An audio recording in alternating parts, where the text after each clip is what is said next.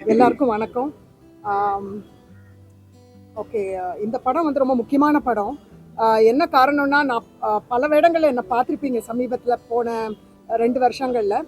But அதுக்கு முன்னாடி இந்த படம் நான் நடித்து முடிச்சிட்டேன். ஸோ பெப்பினை பொறுத்த வரைக்கும் நான் ரொம்ப பெரிய தேங்க்ஸ் சொல்லிக்கிறேன் டைரக்டர் பெப்பினுக்கு. பிகாஸ் இந்த இந்த என்னுடைய இந்த பல படங்களை பார்த்து எனக்கு வாய்ப்பு கொடுக்காம ரெஜின் ரோஸ் அப்படின்ற ஒரு நாடக பயிற்சியாளர் மூலமாக எனக்கு ஆடிஷன் பண்ண வாய்ப்பு கிடச்சிது. தேங்க்யூ ராகுல், உங்களுக்கும். ஸோ நான் அந்த டீமுக்கு ரொம்ப தேங்க்ஸ் சொல்லிக்கிறேன். அண்ட் என்டையர் ப்ரெஸ்க்கும் என்னோட வணக்கத்தையும் நன்றியும் தெரிவிச்சுக்கிறேன். பிகாஸ் சின்ன படங்களுக்கான சப்போர்ட் வந்து ரொம்ப தேவைப்படுது. ஸோ படம் பிடிச்சிருந்துச்சுன்னா அதுக்கு நிச்சயமாக அதுக்கான அதை கொண்டு போய் சேர்க்க வேண்டிய ஒரு கட்டாயம், அந்த உதவி ரொம்ப தேவைப்படுது சின்ன படங்களுக்கு. பிகாஸ் நிறைய சிரமங்கள், அதனால தான் சில காலதாமதங்கள் ஆச்சு. உங்களுக்கு எல்லாருக்குமே தெரிஞ்ச விஷயம்தான் சில சின்ன படங்களுக்கான விஷயம் என்ன நடக்கும்னு.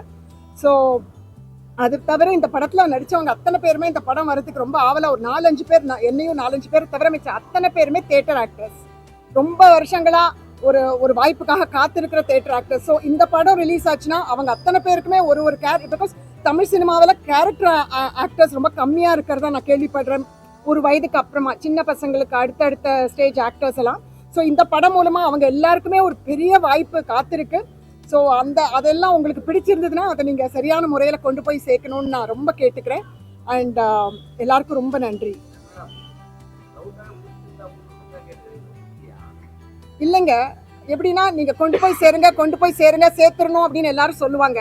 ஸோ கொண்டு போய் சேருங்கன்னு சொல்லிட முடியாதுல்ல. உங்களுக்கு பிடிச்சதை எவ்வளோ பிடிச்சிருக்கோ அது அந்த அளவுக்கு நீங்கள் ஆழமாக அதை கொண்டு போய் சேர்க்கணும் அப்படின்றது தான் என்னோட விருப்பம். ஓகே,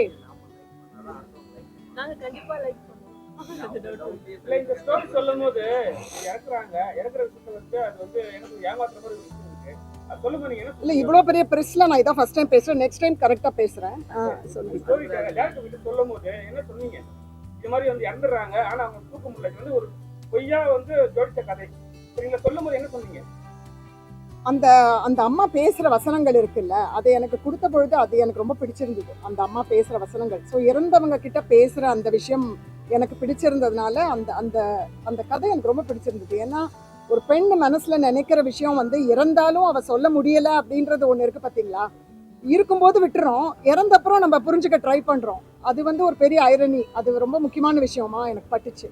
ஸோ அது பிடிச்சிருந்தது. தேங்க்யூ.